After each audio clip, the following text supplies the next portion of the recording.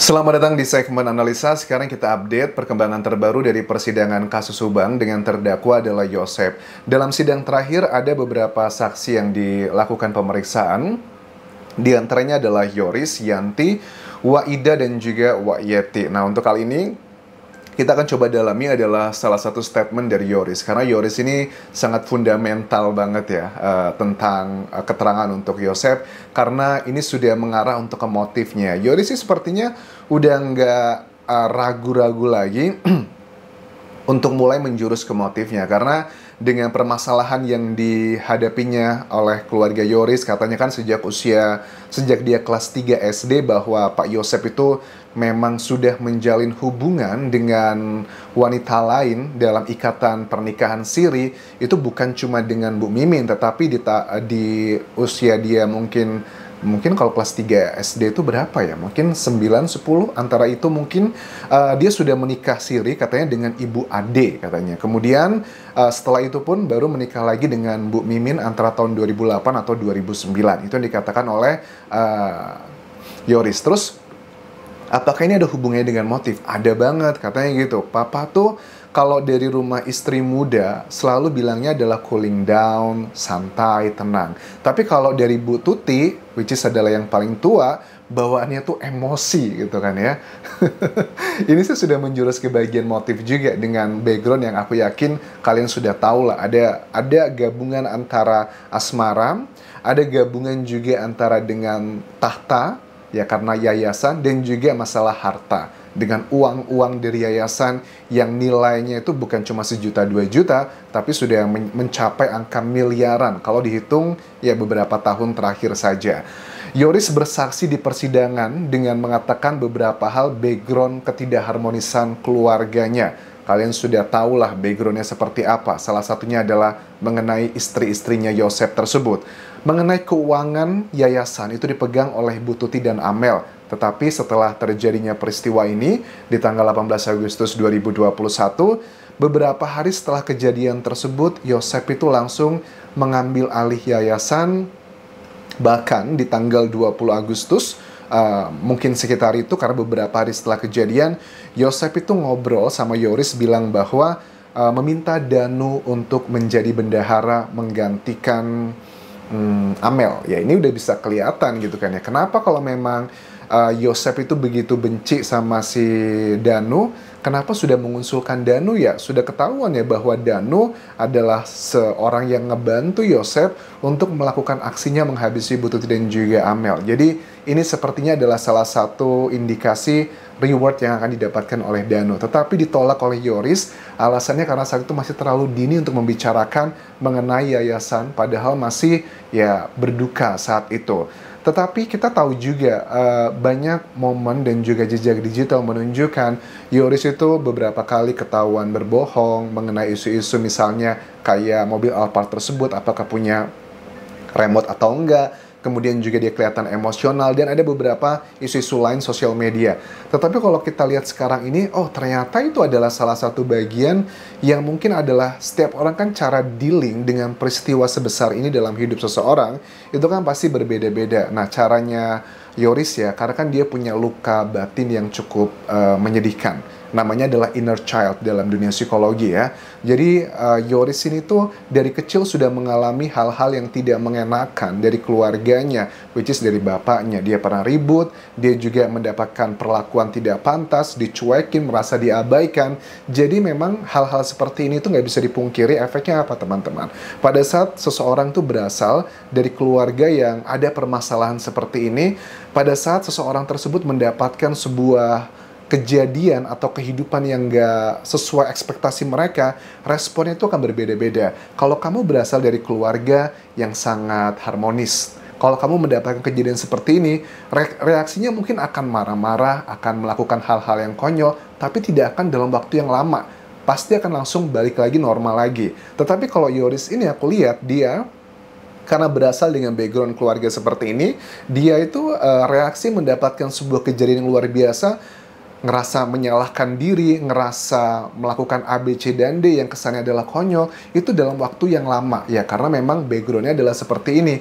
Jadi, sekarang kita udah mulai mengerti bahwa ya itu adalah salah satu reaksi yang cukup wajar. Karena kan memang selalu aku bilang dari awal mengawal kasus ini, tidak ada satupun alat bukti yang menunjukkan bahwa Yoris itu terlibat dalam peristiwa ini. Kalau kalian yang sudah mengikuti kasus Subang dari awal sampai akhir, dari tahun 2021 di channel YouTubeku, kalimat ini sudah aku katakan sering kali. Tidak ada satupun alat bukti yang menjurus bahwa Yoris itu terlibat dalam peristiwa ini. Tetapi ada hal-hal yang sifatnya adalah subjektif atau dugaan-dugaan yang berasal dari sesuatu hal yang nggak bisa dijadikan alat bukti, kayak statementnya Yoris, misalnya kebohongan yang direkam oleh salah satu YouTuber. Itu ya adalah salah satu kebohongan aja agar ngebuat sesuatu hal yang nggak tahu apa yang sedang dipikirkan saat itu.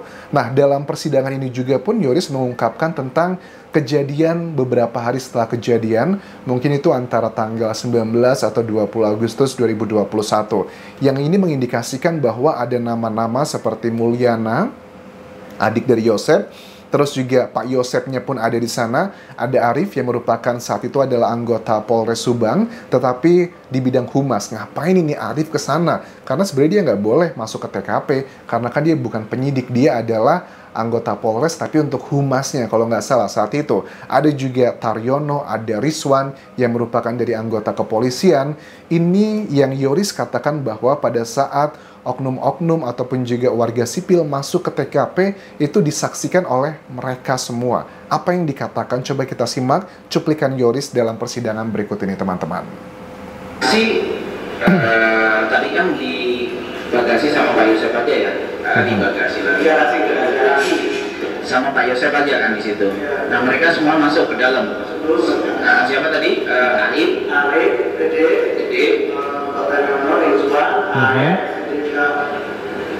Arif, terus juga Pak Taryono, Pak Aep.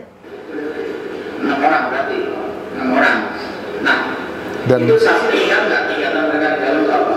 Kan akhirnya kan kebuka tuh, anak kacanya kebuka pasti. Kalau saksi dari garasi pasti lihat dong. Lihat.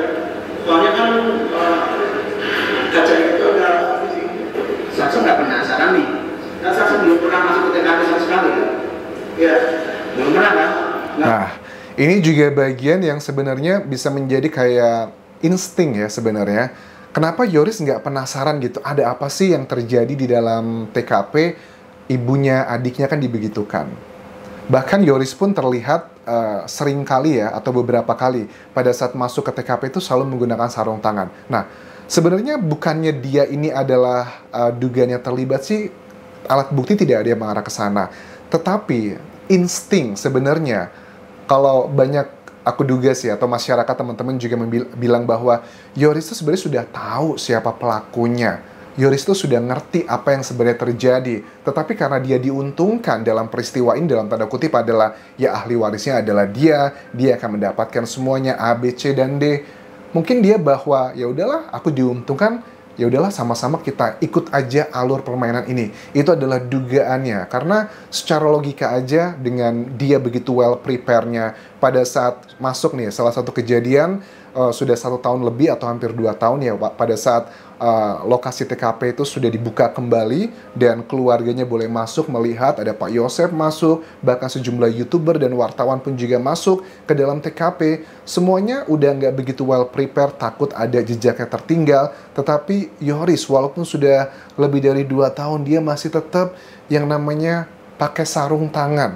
Takutnya nanti tersisa di mana-mana. Nah, ini adalah sebuah secara psikologi mengindikasikan bahwa Yoris itu masih tetap ada rasa ketakutan bahwa dirinya akan terbawa dalam peristiwa ini yang ditunjukkan dengan alat bukti. Dia udah ngerti banget alat bukti itu kan adalah keterangan saksi, keterangan ahli, keterangan terdakwa, petunjuk, dan juga surat.